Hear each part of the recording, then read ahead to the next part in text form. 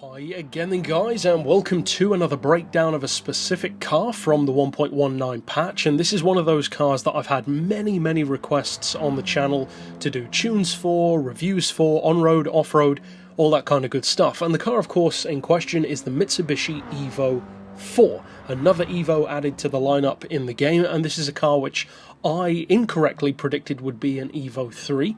The Evo 4 definitely makes more sense though to add into the game, and as I slightly touched on in my overarching review for the entire 1.19 update, which I did on the day of release, I mentioned in that video that this was one of those cars which for me, on my initial take, really, the first couple of miles of driving the car, it was a car that I was pleasantly surprised with. Now, the first time I drove it was actually off-road, and you can see me driving it in that video from a couple of weeks back, or last week I think it was, but I hadn't had a chance to drive it on the road yet, because of course we were all swept up in the Le Mans and in the Group C cars, testing them, tuning them, that kind of stuff, so I got around to these other cars a little bit later on.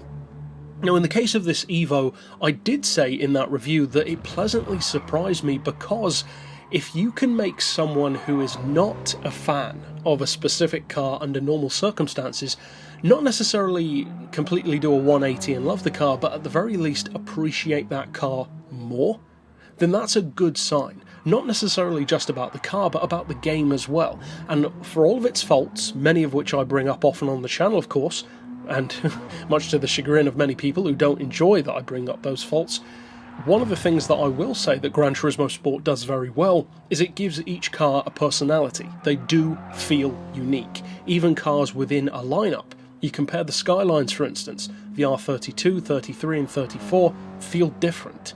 The Evos, at least the ones that we have already in the game, again feel different. Now to me the Evo 4, as recently as Gran Turismo 6, just didn't feel that special. It had some good visual upgrades. It was a good deal, just like all of the others were, but I've always preferred the Evo 5. That's my favourite version of the Evo. It's the most aggressive, the most sharp looking to me, whereas the Evo 4 is, funnily enough, almost like the exact opposite. It's, I would say, the most understated of all of the full-on Evos, because technically the first one is kind of understated as well, but when the Evo really got into its stride, which was with the Evo 3, getting the kind of visual cues that we know it for, like the bonnet intakes, the bigger wing, the spotlights, that kind of stuff, from then on, I would say that this is easily the most understated one that they've made. Now, in terms of its raw ability in the game, the Evo is one of those cars, in a similar way to the Subaru WRX, where it's a better car the more you actually think about it. And it's the kind of car that's actually a lot better in the real world than it can ever be in a game.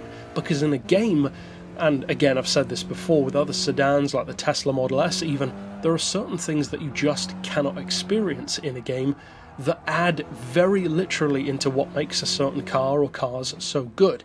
Such as the practicality factor, stuff like how many doors it has, how many seats, how much trunk space. That just doesn't have any relevance in a game, whereas for a car like an Evo or a Subaru WRX, that's a huge advantage. It's what makes them such good cars, because they have all of that performance, but they're also so usable. Now in the case of this one, when you really break it down, you've got something with a similar kind of power output to an RX-7, but in a vehicle that weighs the same as a GT3 race car from only a couple of years ago, 1,350 kilos. That's the same as the Scholl's Motorsport Nissan GTR race car. That's impressive for a 4-door, 5-seater all-wheel drive sedan, which is not a competition car, it's a production vehicle, and one which has a really good price in the real world and in the game. This is only a 30 grand car, just like it was on Gran Turismo 6. Now of course, as you'd expect, you get the 2-litre turbo 4 engine. As I said, similar kind of power to an RX-7, it's got 273 horses, 260 pound-feet of torque, both of those very healthy to be working with, especially for what is a slightly older JDM car these days. And I already mentioned the weight is really good. 1,350 kilos for a sedan is outstanding compared to the vast majority of American or European ones, which tend to have a bit more of a luxury vibe, whereas most Japanese sedans tend to be a bit more minimalist, more plastic than leather, they're lighter, they're cheaper, they're more mass production in scope.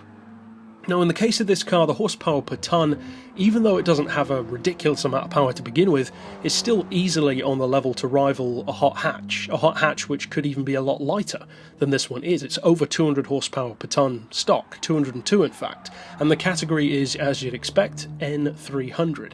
So it's a car which definitely isn't what I'd recommend as a go-to choice for straight line machine. It's not an oval racer or a top speed racer, but you can definitely make a huge amount of use out of an Evo 4, or any Evo really for that matter, around the track, be it a tarmac circuit or a dirt one. And of course on the dirt, it goes without saying, that's where an Evo or an Impreza really comes into its own, because this car feels fantastic on the road, but it feels even better off-road. It feels fluid, it feels at home, it feels so well balanced, and that's actually one of the reasons why I enjoy driving stuff like the Evo, which, to be honest, I don't have a huge amount of interest in real life. I would never buy one, for instance. I would buy something else for a similar price instead. But in the game, as I mentioned right at the start of the video, it can help you to appreciate these cars and maybe over time even love them in the case of some people that you didn't initially love. The game can highlight the great things about these vehicles, help you to appreciate what makes them so good, why other people do love them. And in the case of someone like me, who is not a fan of the Evo 4, I'm still not a huge fan of the Evo 4, but in the game, this one feels great.